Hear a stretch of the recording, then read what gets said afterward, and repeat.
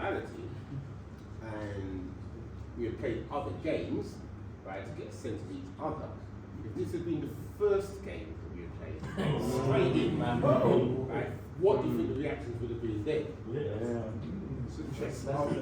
would have been more uncomfortable. Sorry, I can't hear. Sorry. I would have thought Tony had an agenda, and I would have been maybe a little bit uncomfortable. So you'd have been on guard? You'd have been on guard? Yeah, come back. So what's his agenda? Like, why is he doing this? He's not really Coming from, I think the activity would be like giving us an opportunity to kind of qualify our names with the way we kind of see ourselves, what like see ourselves. It's almost like we all know to some degree how we can kind of not take the piss of each other or fan with each other. So, for example, there's one guy who I think said, "I'm Michael, M-I-C-A-L," and in a way, like, so if I see him next week, I can kind of say, "Hey," and it's not like a cuss, because he give me opportunity to in a way kind of play with a perception of his perception. I'm not getting too deep, but I think that was really disarming, so that after that few games, if Tony's going to say, "Well, yeah, guys, right, get in the line in terms of height, colour, I'm kind of more open to it, if that makes sense. Anybody else got this point? I have to admit that I would love to have tried that game. Sorry, I can't hear. I would love to have tried that game at the beginning. It's purely because it throws you in a deep end, and sometimes it's interesting to see how we, it's interesting to have a conversation about mental health earlier on, and this is part of mental health. So it's interesting to see how you kind of circumnavigate. After we said earlier about, oh, you just get up, you just do this, you do that.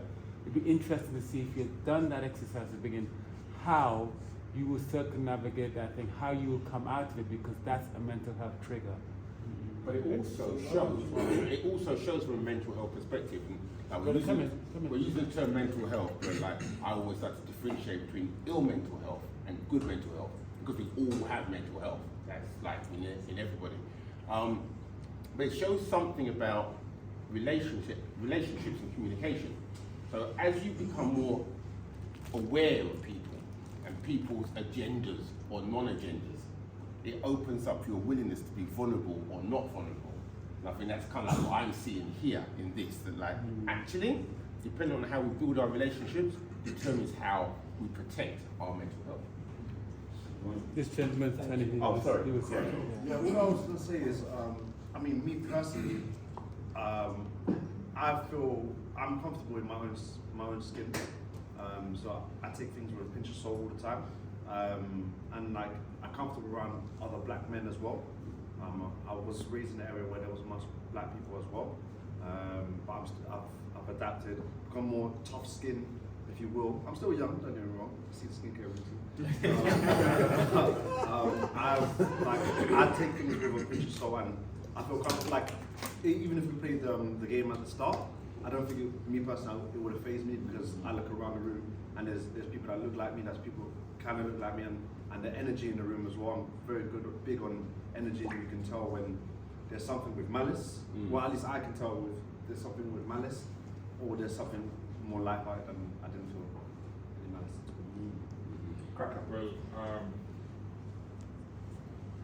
the points that Tony really hit is like, some of them can be personal, yes. And with all of the expression that people give, I really and truly love to know what next on this conflict. Line up, You don't know your size of your nose.